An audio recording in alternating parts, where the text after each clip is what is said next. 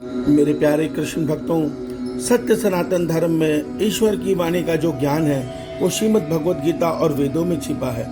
और अफसोस, आज हम सत्य सनातन धर्मी अपने वेदों और श्रीमद् भगवद गीता से ही दूर हो गए हैं।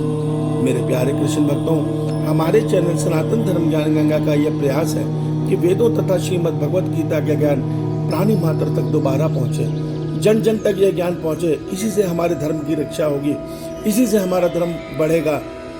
इसी प्रयास में हमारा आज का वीडियो, जो श्रीमद् भगवद गीता के अध्याय 10 के श्लोक 28 से है, आइए हम इसे भगवान श्री कृष्ण जी की कृपा से सरल रूप में सुनने और समझने का प्रयास करते हैं।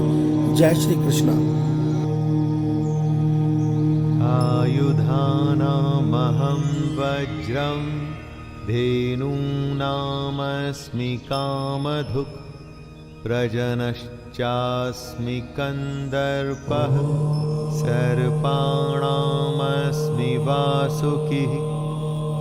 मेरे प्यारे कृष्ण भक्तों, श्रीमद् भगवद गीता के अध्याय 10 में इस समय भगवान श्री कृष्ण जी अर्जुन के उस प्रश्न का जवाब दे रहे हैं जिसमें अर्जुन भगवान श्री कृष्ण जी से यह प्रश्न करता है, हे केशव, हे माधव, मैं आपके इस ज्ञान को जानकर और आपकी बातों को सुनकर यह सत्य समझ चुका हूँ, आप ही पर ब्रह्म परमात्मा है। और आप कहते हैं इस संसार में सब कुछ आप ही हैं। तो मेरी ये जानने की उत्सुकता है कि आप इस संपूर्ण ब्रह्मांड को, इस संपूर्ण सृष्टि को अपनी किन किन शक्तियों के द्वारा धारण करके स्थित हैं, कृपया मुझे बताइए। तब भगवान श्री कृष्ण जी अर्जुन को उसके जवाब में कहते हैं, हे अर्जुन, मेरी शक्तियों का तो कोई अंत ही नहीं है, फिर भी तुझे मैं अपनी प्रमुख प्रमुख शक्तियाँ अथार विभूतियाँ बताता हूँ।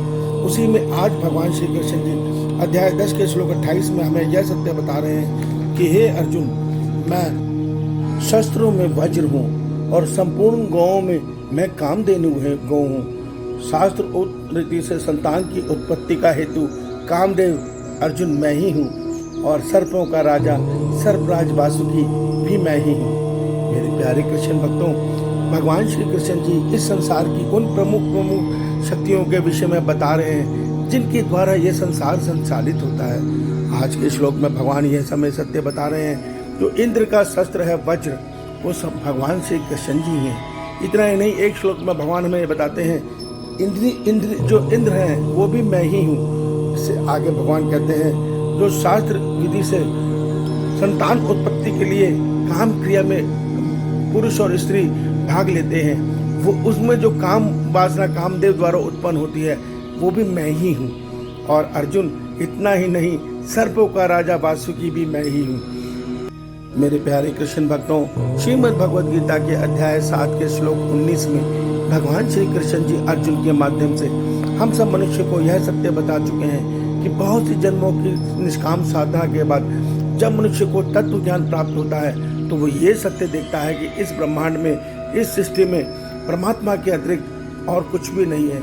जड़ चेतन में सब कुछ परमात्मा ही है और परमात्मा ही श्री कृष्ण जी स्वरूप में आके हमें ये वो ज्ञान दे रहे हैं जिसको सुनकर मनन करके प्राणी मात्र का कल्याण संभव है। वही ज्ञान भगवान श्री कृष्ण जी अर्जुन के माध्यम से इस संसार को दे रहे हैं। मगर आज इस संसार की दुर्भाग्य देखिए कि हम अपनी श्रीमद् भगवद गीता से दूर हो गए हैं।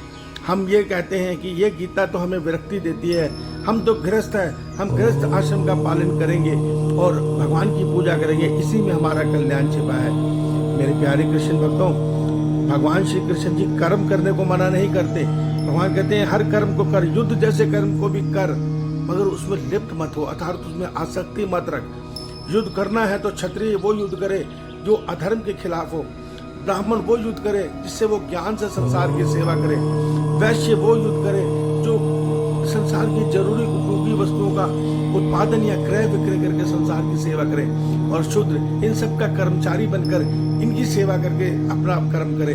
इस प्रकार जब निष्काम भाव से सारा संसार कर्म करेगा तो वो गृहस्थ रहते हुए भी अपनी आत्मा का कल्याण कर लेगा। क्योंकि जब हम बिना इच्छा के कर्म को कर्तव्य समझकर करते हैं और उस कर्म का फल मन के संकल्प से ईश्वर को अर्पण कर देते हैं, तो विश्वास मानिए, भगवान कहते हैं ऐसे कर्म का कोई कर्म फल बंधन नहीं होता। इससे मनुष्य को क्या मिलता है? इससे मनुष्य का जब कर्म फल बंधन समाप्त हो जाते हैं तो वो अपने पिछले जन्मों के कर्मों को इस जन्म में भोग कर नए जन्म का अधिकारी नहीं बन पाता। क्यों? क्योंकि उसके खाते में कोई कर्म बाकी नहीं रहता और वो आसानी से अपने आत्मा का परमात्मा से मिलन केवल कर्मयोग के द्वारा कर लेता है। भगवान इसमें हमें राजा जनक जी का उदाहरण देते हैं कि उन्होंने अपने संपूर्ण कर्म राजा जनक जी जन्म में भोग कर नए कर्म इस प्रकार किए कि वो किसी कर्म फल का भोग उन्हें नहीं मिला, कोई फल उन्हें नहीं मिला जिससे वो आसानी से मोक्ष को प्राप्त हुए। मेरे प्यारे कृष्ण भक्तों, श्रीमद् भगवद गीता सुनिए, पढ़िए, मनन कीजिए, इसी में हम सब मनुष्यों का कल्याण है। इतना ही नहीं, श्रीमद् भगवद गीता हमें वो मार्ग बताती है जिससे जो आज संसार में बार बार भूकंप आ रहे हैं, बार बार महामारी आ रही है, ये क्यों आ रही है, इसका कारण भी भगवान हमें बताते हैं और ये किस प्रकार रुकेंगी इसका उपाय भी भगवान हमें बताते हैं। मगर जब हम पढ़ेंगे ही नहीं, सुनेंगे नहीं, तो हम जानेंगे कैसे? हम तो वैज्ञानिकों की तरफ आस लगाए बैठे हैं। वैज्ञानिकों को खुद नहीं पता कि बार बार क्यों भूकंप आ रहे हैं, बार बार ये तबाही वाले तूफान क्यों आ रहे हैं। जहाँ बारिश हो रही है वहाँ महामारी हो रही है।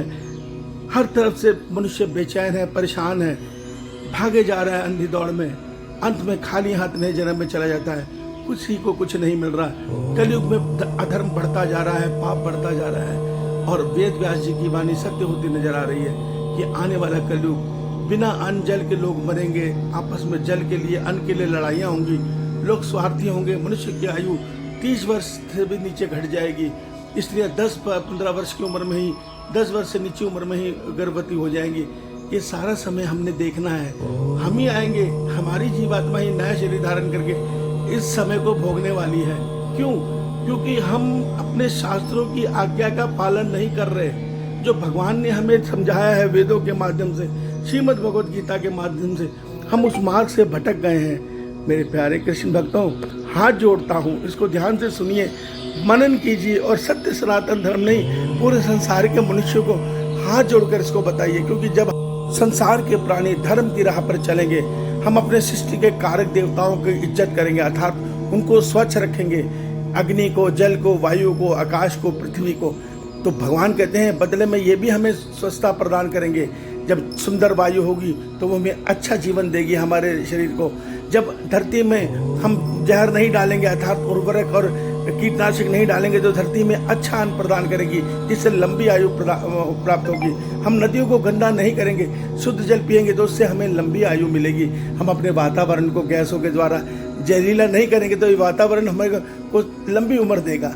तो आज हम कर क्या रहे हैं? इनको गंदा करके सृष्टि के कारक देवताओं को खुद अपनी आयु को छोटा पर छोटा करते चले जा रहे हैं और हम मनुष्य बीमारियों से, तकलीफों से घिरते जा रहे हैं। ये सारा उपाय भगवत गीता में भगवान हमें बताते हैं। तो इस सत्य को समझिए, श्रीमद् भगवत गीता को पढ़िए, मनन कीजिए, इसमें हम सबका कल्याण छिपा है। हमारा मकसद यही है कि प्राणी मात्र सुखी हो, प्राणी मात्र एक दूसरे का साथ सहयोग से रहे, भाईचारे में रहे, सब एक दूसरे की मदद करें, दोबारा सत्युग की स्थापना हो। हमारा ये प्रयास है। इसीलिए हम श्रीमद् भगवद गीता का ज्ञान और वेदों से जो सुंदर ज्ञान है निकाल के नित्य लाते हैं और आप तक पहुंचाने का प्रयास करते हैं। मगर अफसोस, पढ़ने वाले नहीं हैं। मगर हम अपना कार्य नहीं छोड़ेंगे, क्योंकि हम ये कार्य धन के लिए नहीं कर रहे।